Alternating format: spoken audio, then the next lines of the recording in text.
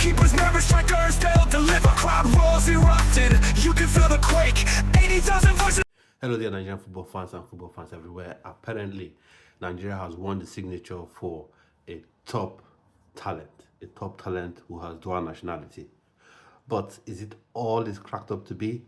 We'll talk about that later on in the video. But before I get to that topic, there are two young Nigerians that play in Spain. One plays for CD Leganes and the other plays for Valencia's under 18s. David Otobi, he plays for Valencia, he's a winger. And then you have Sydney Osazua, he plays for CD Leganes, he's a forward as well. So both of them are 17 years old, young players, want to watch.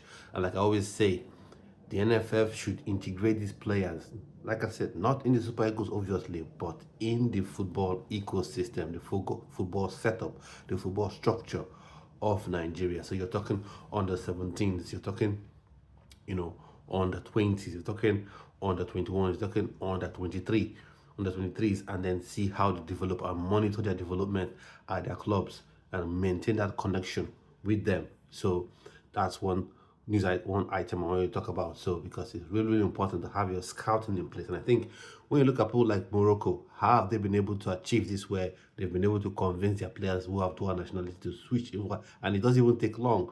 1 minute you're hearing that in discussions with the player, the next moment you've heard that Morocco have got the player already convinced and is already set to play for them in upcoming competitions, i.e. Ibrahim Rabaj. So you need to maintain that connection with these players. So now, and then we move on to Victor Musa. He plays for Manchester United, or let me see if I can pronounce his full name. So he is Victor Osezele Musa Agbiyomian. I hope my Edo and Delta brothers have actually pronounced his name rightly. So that's his name, and that's why I love my Edo brothers. I love my Delta brothers. They don't let a child escape.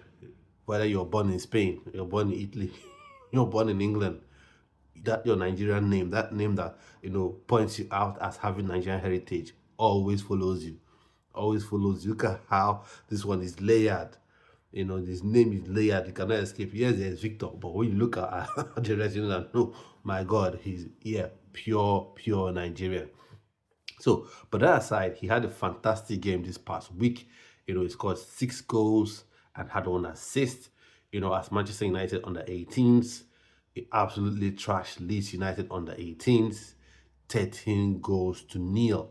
Wow, you heard that right.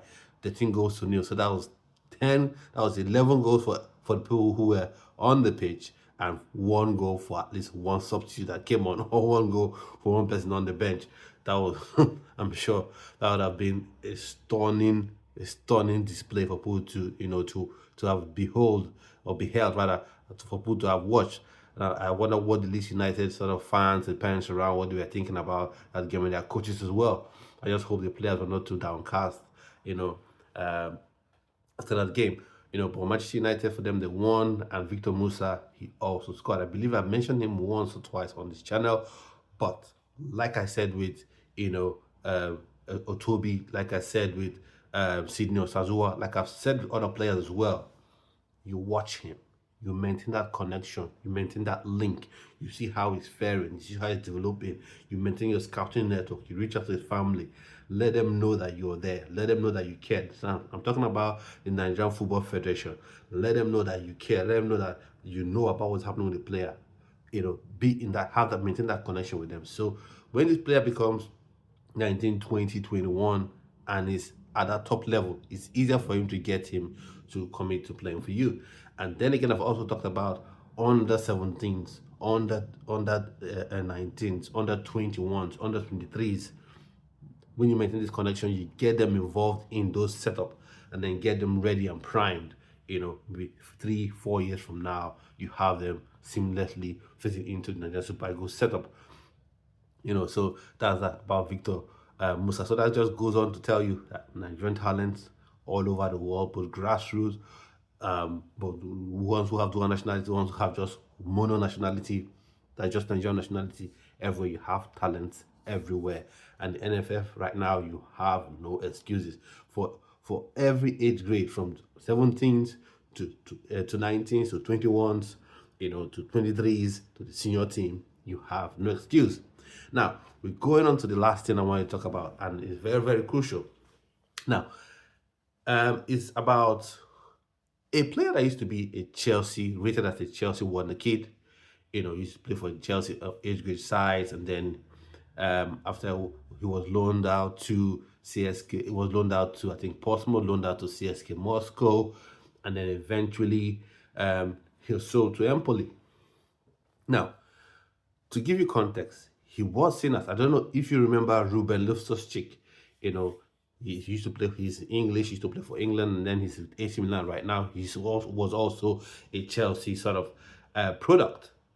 So he was tagged as the new Loftus-Cheek because he had similar sort of style of play, similar frame, tall, could drive through the middle, box to box, with a bit of flair.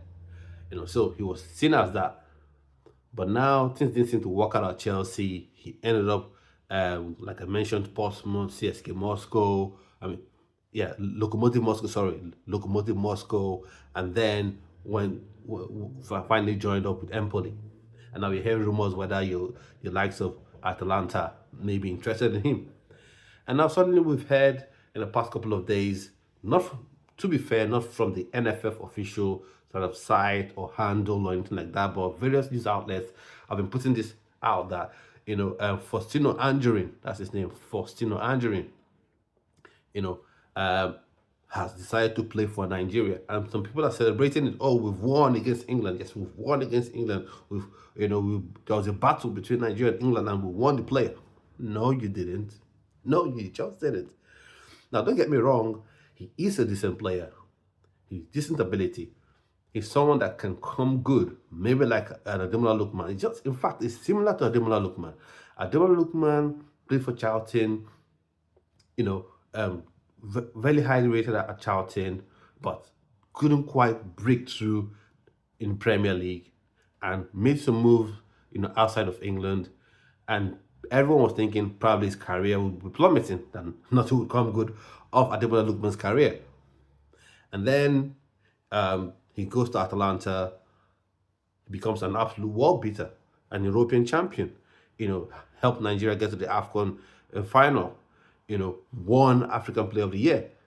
So a bit similar in that regard, highly rated player, played for a London club, couldn't quite break through into the Premier League setup, and then went out, to a foreign league.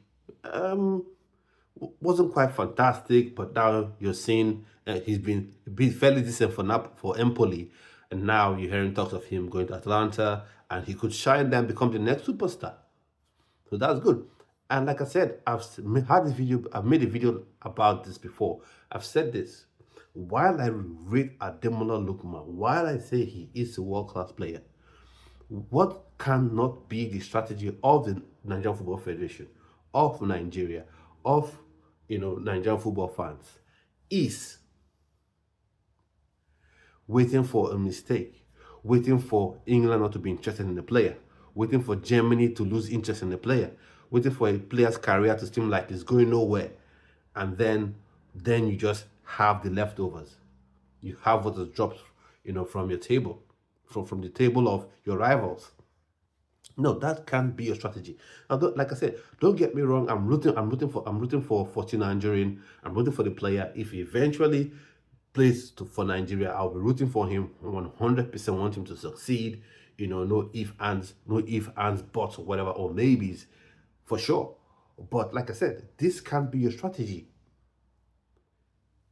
Ethan Nwaneri is there. You can get him. Like that. If you get Ethan Nwaneri, then I'll believe and say, okay, yes, you've actually fought. You fought because he's someone that England wants. Just like we'll say in Nigeria, England eye there for him. England eye there for everybody. That is, England are also looking at Ethan Nwaneri as well. So all this talk of the NFF, I know that's what they are ready to sell right now to people. Oh, we fought so hard, we got him, we convinced him. Look at how he just no. He played for you, coming to play for Nigeria. I'll support 100%. But let's not allow the NFF deceive Nigerians because you didn't really fight for the player. It probably looked at themselves to say, okay, I have no more options. And for me, I don't have any problem with that. If a player looks at, I have no more options, I want to play for Nigeria, you're still at the age where you can still improve, 22, 23, you can still improve, that's fine. Because what I don't want is a 29, 30-year-old that's completely washed up, just like Shola Muobi. You remember him, all the time he was young, starting for Newcastle, he didn't want to play for Nigeria. But then when he was all washed up, then he was given a cap. That I'm completely against.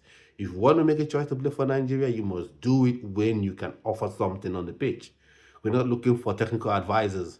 We're not looking for cheerleaders to be on the sidelines. We're looking for people that can actually come onto the pitch and deliver and perform.